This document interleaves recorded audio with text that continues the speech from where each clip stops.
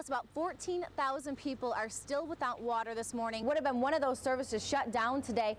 They even had a notice on the door letting customers know about the state shutdown. A man falls to his death from a building in downtown Grand Rapids. You can see behind me, they were up on the roof of the Lewis Benton restaurant. That's where police found a man in his 20s dead. Look right behind me, you'll see that there are flames still coming through the roof of the house, and there is so much smoke in this area. With the rigid inside and the softer shell, it takes a bit of a balancing act when you go to put them in. Gunfire broke out around 12:30 this morning at the Brick House Bar right behind me and continued out into the streets. There's still debris in the middle of the road. Investigators have the area taped off all around the building.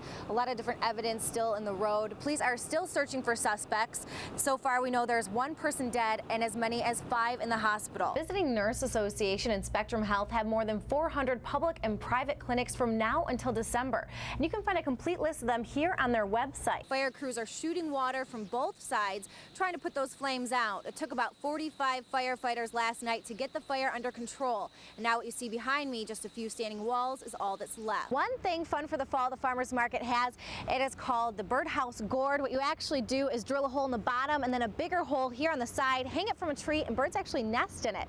It is quiet right now, Amy, but workers were already pretty anxious and relieved when we arrived this morning. They knew they were close to a deal. We were here at 5 a.m. when about a dozen picketers heard official word that the strike was over and a tentative deal had been reached. Did the workers say anything to you about what kind of community reaction they were getting? Amy, the workers here say they've just had an outpouring of support from the community. The workers were here early this morning. People would stop by in the middle of the night. Some guy just gave $40 right out of his pocket for everyone to go buy coffee. Someone else brought pizza and pop. So they say they've just had a lot of support and they're very grateful for that. The latest prosthetic legs are helping amputees walk again, and a lot more than that. It's a state-of-the-art system called the C-Leg. Fox 17's Emily Riquette has more in tonight's Pulse.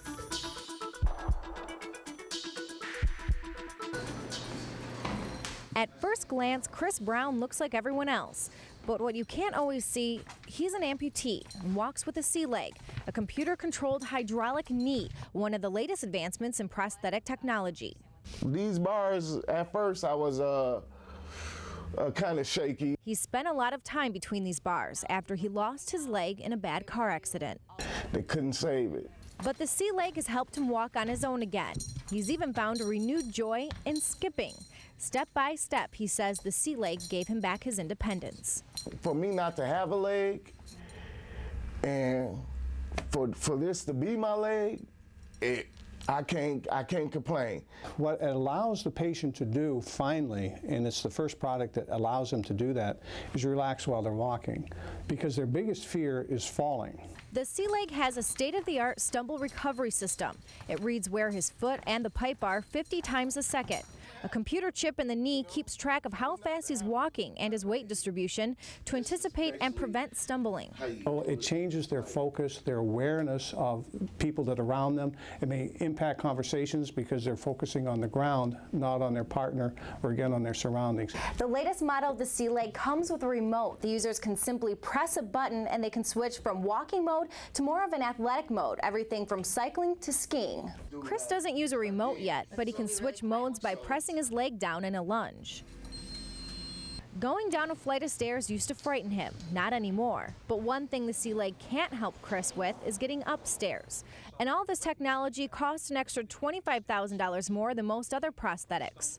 But for Chris, it's hard to put a price on his leg. It's given him a second chance. Now he takes life one step, one skip at a time. Ain't a sad day in my life because first of all, I'm living. Second of all, I can walk again.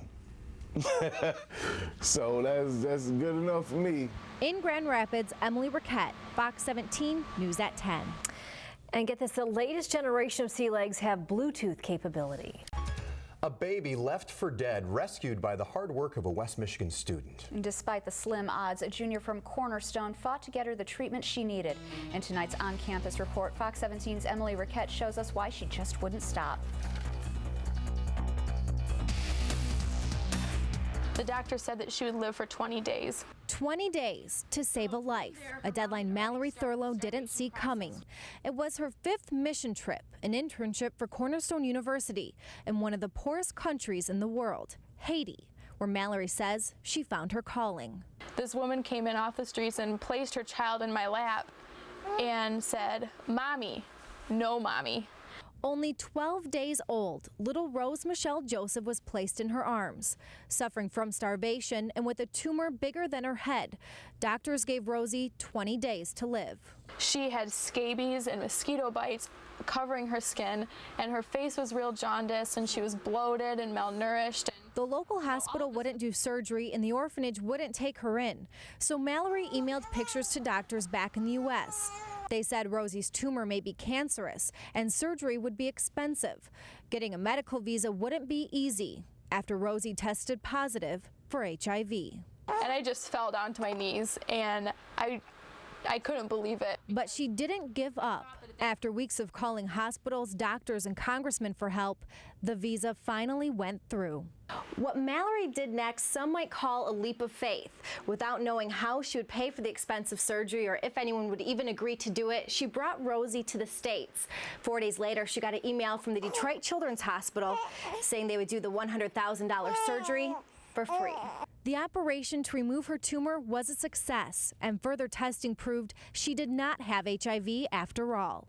Mallory's prayers were answered. She had no cancer, no HIV, her scabies are gone, and she's gaining weight. She's starting to do things that a normal 3-month-old would do. And Mallory's adjusting to life as a student and a mom. Diaper changing, bottle feeding, spit up. Living here in the dorms, all eyes are on Rosie, creating awareness about where she came from. Having her here has been amazing because people have heard about the foundation, they've heard about what we're doing. She has been able to do more for her country than I could have done in my entire life in these short 3 months of her life. Now Mallory finds herself with a new deadline. Rosie's medical visa expires soon and she'll have to return to Haiti.